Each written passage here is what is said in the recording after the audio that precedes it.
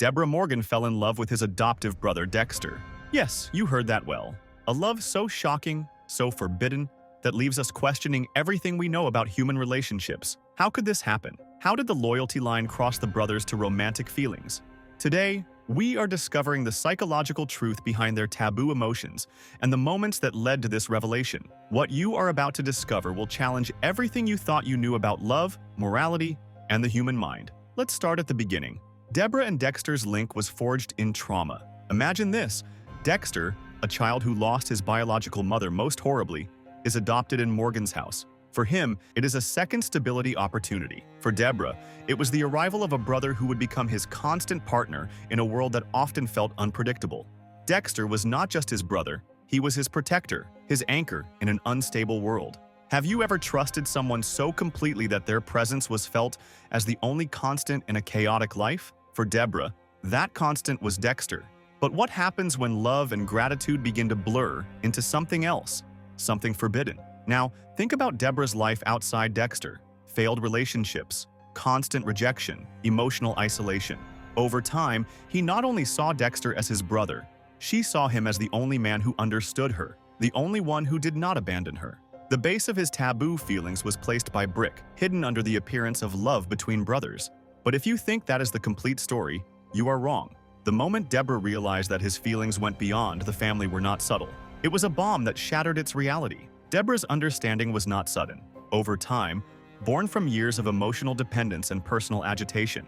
In Season 6, she was at her breakdown. Promoted to lieutenant, he brought the weight of the leader of Miami Metro while dealing with the horrible crimes of the final Judgment Day murderer. The pressure was relentless, and the cracks in their armor began to show.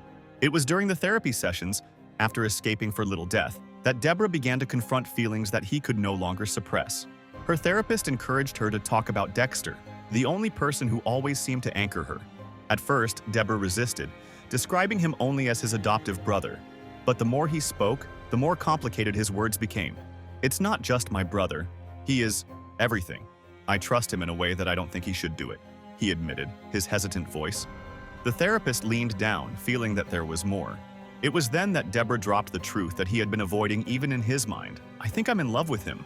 The room was silent. For Debra, saying it aloud made him real. The weight of his confession was overwhelming but also liberating. He could no longer hide from the feelings that he had tried so much to bury. But why Dexter? Why now? Let's take a closer look. Dexter had been his constant since childhood, his protector in a life that often felt out of control. For Debra, who had experienced rejection and abandonment again and again, Dexter symbolized security. He was the only person who never disappointed her. However, this connection went beyond gratitude. The failed relations with Debra had left her with deep insecurities about love and trust. Each rupture joined its emotional isolation, pushing it to cling even more to Dexter. Over time, his dependence on him became more than familiar. Dexter was not just his brother, it was his ideal of what love should be, unconditional and unwavering. Let's pause here for a moment. Have you ever depended so completely on someone who became the center of your world? For Debra, this agency bordered the limits of love between brothers. Their feelings were entangled in gratitude, admiration, and the desperate need for connection. But there is another layer in this story, one rooted in psychology. Experts call it emotional displacement. When someone is hungry for affection or stability, they can redirect those needs toward the person who fills that emptiness, even if it defies social norms. Dexter was not just his brother, he was his emotional life for Debra. His mind reinterpreted that connection, transforming it into something more romantic. At this point, Debra's feelings were no longer just for Dexter. They were their deep fears of loneliness and rejection. No matter how taboo, loving Dexter felt like the only way to escape the void he felt inside. But this is where it becomes even more complex. Debra's confession was not only shocking because of its content, but it was shocking for how much it revealed about its internal agitation. By admitting his love for Dexter, he also admitted his deepest insecurities. She was not only in love with him, I was in love with the idea of being understood by someone who would not leave her. But even his confession was not the most shocking moment. That came later, in the church, when he witnessed Dexter kill Travis Marshall. This was the moment when everything changed. Imagine this. Debra walks toward the church and the light of the windows of stained glass launches mysterious shadows on the walls. And there, in the middle of the room, there is Dexter. His hands are bloody, his cold eyes, and his lifeless victim at his feet. For a fraction of a second, she can't breathe. His mind is compared, trying to reconcile the man who loves with the monster that he put in front of her. At that moment, his world shattered. Everything he thought knew about Dexter, the brother, the protector, the constant in his life, was destroyed. But something else happened also. His feelings, so conflicting and buried, solidified. It wasn't just love.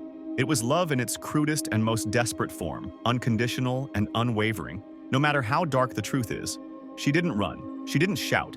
She didn't even try to stop him. Instead, she stayed. He stayed because, despite the horror he had just witnessed, Dexter was still Dexter. He was still the man who had been there for her when no one else was. The man who picked her up when she was broken.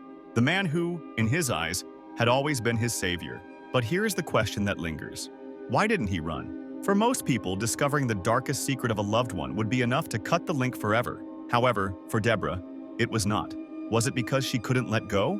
Or was it because deep down, a part of it did not want? Let's do and reflect. Not everyone at some point has clung to someone despite knowing their defects, maybe even their unforgivable. Maybe it is because we see them not as they are, but as who we need to be. For Debra, Dexter was not just his brother. He was the only person who never left her, never judged her, never left her alone. But his decision to stay was more than just loyalty. It was a reflection of its internal conflict. Dexter's love was placed with years of dependence, admiration, and tacit hope that she could save him from himself. When staying, she was not only protecting him, he was also protecting the part of herself that she couldn't imagine a life without him. Now consider this. Was your choice rooted in strength or weakness? For some, staying may seem like an act of blind loyalty, but for Debra, it was a statement of his love. Such an intense love and so taboo that it challenged logic. In his mind, moving away was not an option because moving away meant losing a part of herself. And then there is the moral dilemma. Debra, a jury officer of the law, now knew the darkest secret of his brother. He had spent his entire career fighting justice, but here he was, protecting a murderer. This was not just a conflict of the heart, it was an identity conflict. How could you reconcile your duty with your love? As spectators, we stayed with the same question. If you were in the place of Debra, could you have moved away? Could you abandon someone who had been your rock, even after learning their darker secret? Or would you stay, knowing that staying meant sacrificing your moral compass? The choice of Debra was not simple, and it was not clean. He was messy, human, and deeply defective. And maybe that's why it resonates so deeply.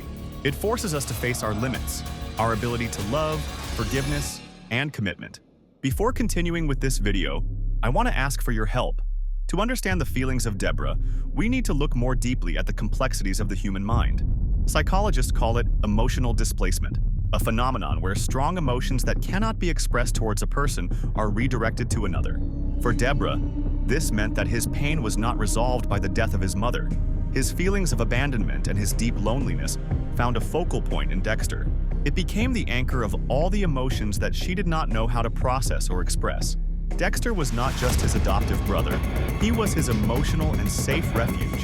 Throughout his life, Debra had been disappointed by romantic couples, friends, and even his father's high expectations.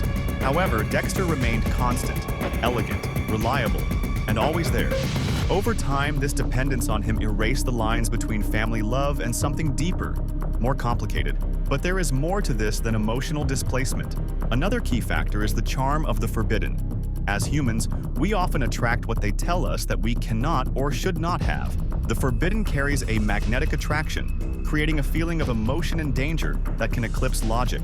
For Debra, falling in love with Dexter was not only an emotional response, but it was also a subconscious rebellion against social norms that dictated what was allowed to feel. Think it. Debra had spent his whole life trying to live up to other people's expectations. From the strict moral code of Harry Morgan to the demanding world of the application of the law, it was constantly confined by the rules. Paid by Dexter, his adoptive brother, a man who should only see as a family, was a way of freeing himself from those limitations. It was his way of saying, I choose this, no matter how bad it may seem. But this rebellion was not entirely aware. Debra didn't wake up one day and decided to feel that way. These emotions were built for years, growing in the shadows of their mind. His feelings toward Dexter were the result of a perfect storm. His dependence on him, his failed relationships, his need for connection, and the charm of something that society considered unacceptable. And then there is the psychological concept of idealization. When someone becomes the center of our emotional universe, we often begin to see them through a lens of perfection. For Debra, Dexter was not just a brother, he was his protector, his savior, and the only person who never judged her. This idealized version of him fed his feelings, which made it even more difficult to separate reality from what his mind wanted to believe. However, under all this is a deeper truth about human nature. We are not always rational beings. Our emotions do not follow logic, and our hearts often lead us to the places that our minds tell us to avoid. Dexter's love was not just about him. It was everything that represented security, understanding, and the opportunity to be loved without conditions. But here is the tragic irony.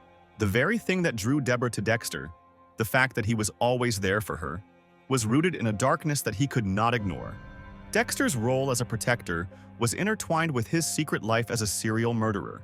This meant that his love for him was not only taboo, but that it was built based on moral conflicts.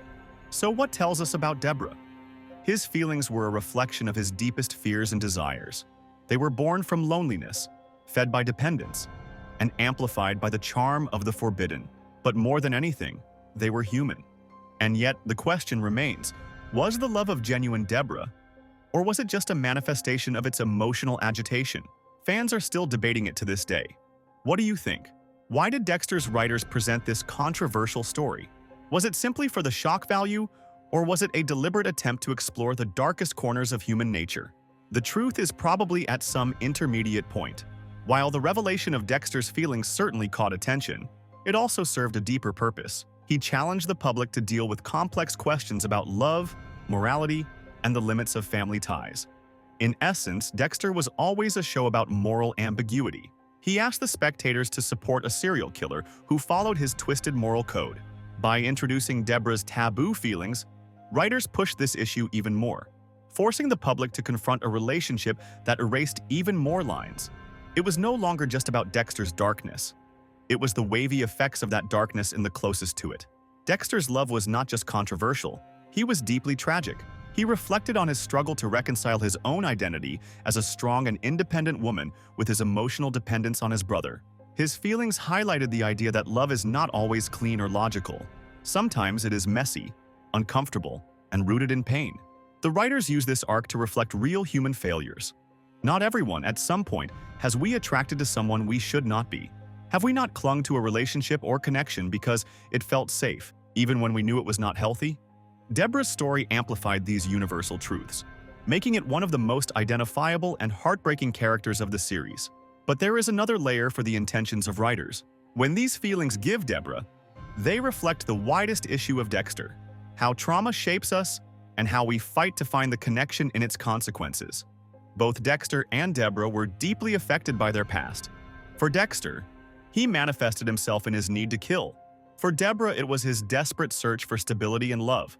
His link, although taboo, was a natural consequence of his shared pain. This story also added depth to the character of Debra.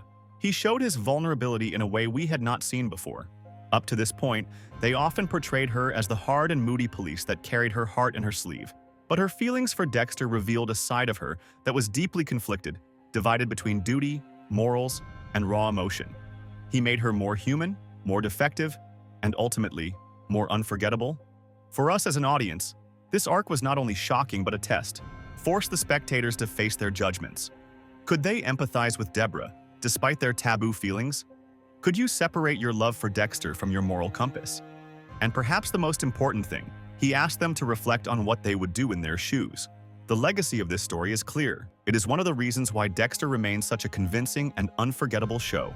He was not afraid to take risks, explore issues that made viewers feel uncomfortable, and challenge the limits of traditional narration. Dexter's love was disorderly, tragic, and deeply human. And that is exactly why it worked. Debra's story is a reminder that love is not always clean or simple. Sometimes it is a reflection of our deepest fears and desires. But what do you think? Could you forgive her, or is this love too taboo to understand? Let me know in the comments below. See you in the next one.